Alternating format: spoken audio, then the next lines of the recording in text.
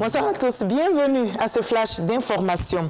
Un conseil des ministres s'est tenu ce mercredi 23 décembre sous la présidence du chef de l'État Alassane Ouattara. C'est le dernier conseil de l'année, le premier après le léger réaménagement du gouvernement qui a vu la nomination de Kouadio Konan Bertin Dikakabe comme ministre de la Réconciliation nationale. Je vous propose d'écouter l'intervention du président de la République Alassane Ouattara au cours de ce conseil des ministres. J'ai décidé de nommer le ministre Kouadio Konan Bertin à la tête de ce nouveau ministère pour plusieurs raisons. D'abord pour dire que durant toute la campagne électorale, j'ai noté qu'il a prêché à chaque fois, à chaque occasion, la paix, la réconciliation et la cohésion entre les Ivoiriens. En deuxième point, il est jeune, il incarne donc la nouvelle génération que nous préparons pour la relève. Et je voudrais ajouter qu'il est du deuxième parti politique, le plus important de Côte d'Ivoire, puisqu'il est du PDCI-RDA.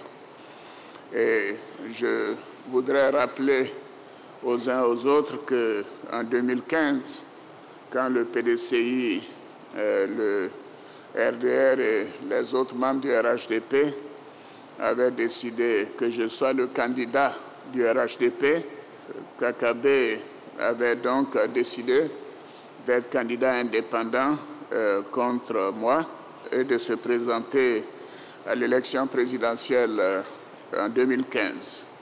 Et je crois qu'à l'occasion de cette élection, il a eu à peu près 4% des suffrages exprimés. Et je voudrais noter que cela, bien sûr, ne fait que démontrer son courage politique, sa constance et également sa disponibilité à servir le pays en toutes circonstances, que ce soit en 2015 comme en 2020. Et je note qu'il a également été député de Port-Boué. C'est dire que notre jeune frère est donc le bienvenu au sein de ce conseil. Je l'ai nommé sur proposition du Premier ministre, chef du gouvernement, qui lui-même est jeune. Et tout cela donc pour renforcer ma volonté de relève et de transfert du pouvoir, je souhaite, à une génération plus jeune. Je ne connais pas bien Kakabe en tant que personne. Je l'ai rencontré 2 ou 3 fois. Mais il m'a toujours impressionné par son sens de l'État, son engagement pour la paix, pour la réconciliation. Et je suis sûr qu'il fera un excellent travail dans ce portefeuille qui vient à point nommé. Et j'encourage le Premier ministre à l'utiliser pleinement, notamment avec le dialogue politique qui vient de s'ouvrir. Et je souhaite bien sûr que ce dialogue nous permette de consolider la paix et d'avoir des élections législatives apaisées au cours des prochaines semaines. Voilà donc, Mesdames, Messieurs les ministres, la déclaration préliminaire que je souhaitais faire en votre nom à tous, en souhaitant la bienvenue à notre jeune frère.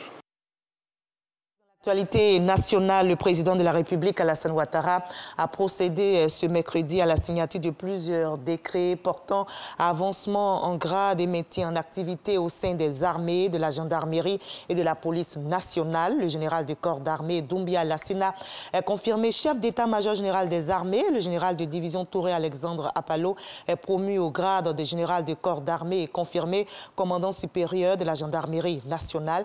Et l'inspecteur général Kouyaté Youssouf est promu administrateur général et confirmé directeur général de la police nationale. À l'étranger, le 27 décembre prochain auront lieu la présidentielle et les législatives au Niger. La campagne électorale bat son plein. Nous sommes donc dans la dernière ligne droite et les candidats s'activent pour convaincre le plus d'électeurs. Notez que le président Mamadou Issoufou est du parti nigérien pour la démocratie et le socialisme, n'est pas candidat à cette élection. Voilà, on s'arrête ici pour le Flash Info. On se retrouve à 20 h pour la grande édition, mais juste après ce flash. Suivez l'info régionale pour voir toutes les nouvelles de nos régions ici en Côte d'Ivoire. Je vous retrouve avec plaisir tout à l'heure.